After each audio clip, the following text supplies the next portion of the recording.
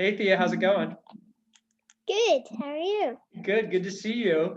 Do you remember, let's see, a little more than a year ago, we helped thanks Representative Pingree when she became the first Maine lawmaker to support carbon fee and dividend or carbon cash back. Yeah, I remember that. That was Remember super when, fun. yeah, you gave her that sign. She was so nice to talk to you and answer your questions. And she wants to do something that's effective in reducing the carbon in the atmosphere that's making the planet dangerously warm, but also helps poor people and middle class people do well. Well, anyways, I wanted to show you something because we had a great meeting with her and we're super thankful for this. But I wanted to show you this cool thing. I'm gonna remember En-ROADS? Yeah. All right, I'm gonna show you the screen because she's not only done this stuff with carbon pricing, but she's also done stuff with removing carbon from the soil.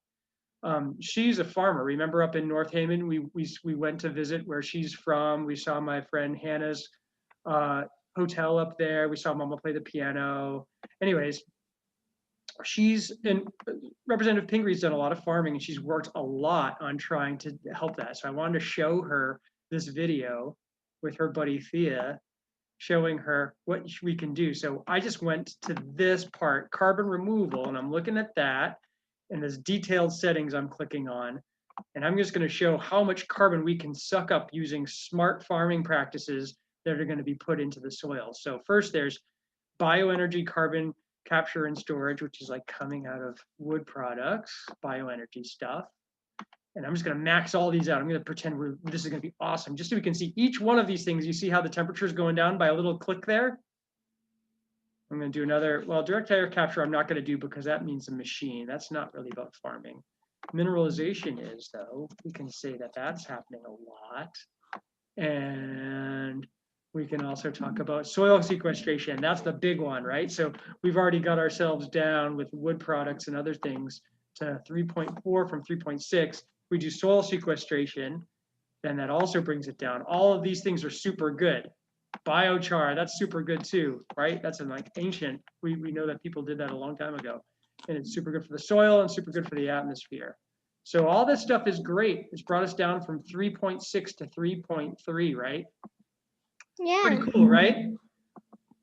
Mhm. Problem is I want to do something more because we want to get down to this dotted line there, those dots, right? So either 1.5, which would be fantastic, or 2. So we just went down from 3.6 to 3.3. I'm actually going to just push this in and show you what that carbon price that bill that takes puts a price on carbon and gives the money back to people to try to make them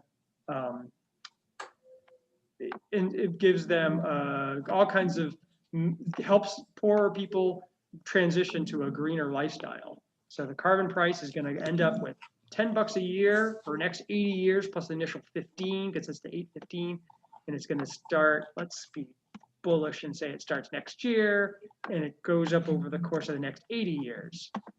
Boom. So now you can see the carbon price goes up. How did it do for that temperature?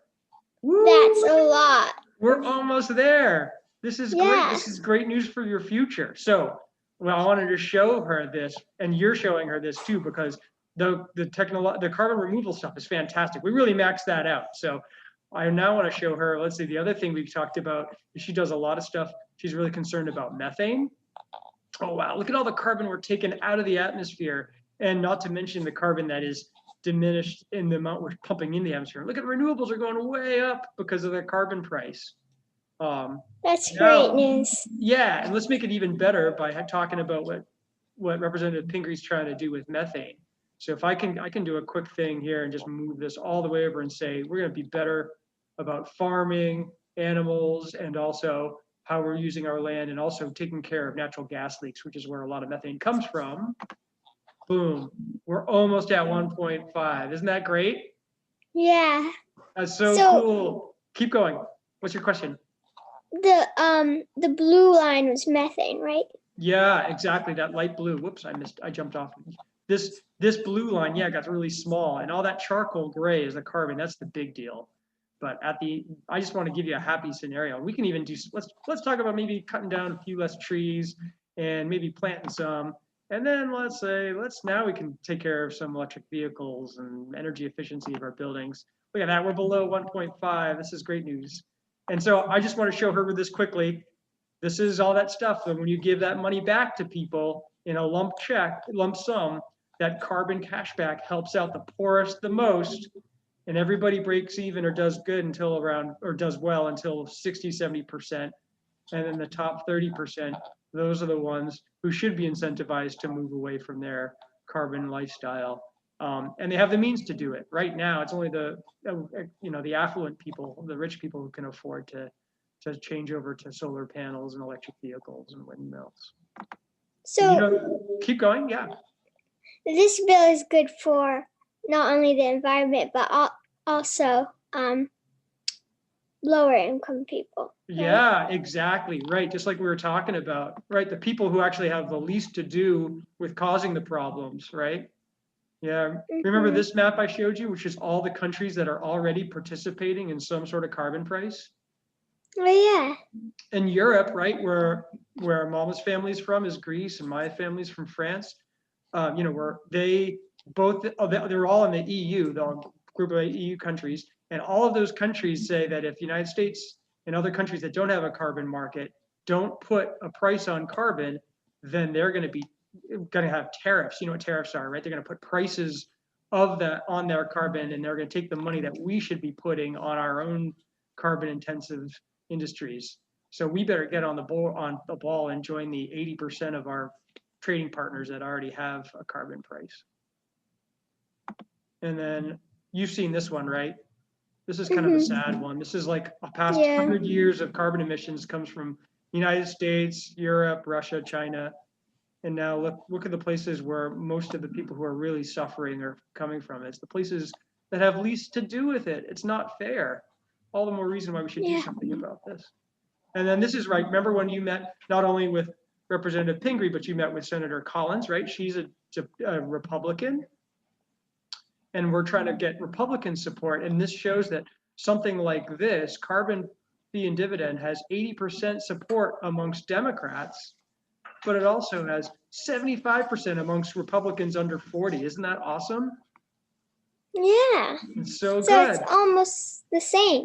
Almost the same, yeah, right. So no matter no matter who you're voting for or where your ideology is from, your people are almost equally worried about climate change, and they're supporting something like this to almost the same extent as the Democrats are, which is great.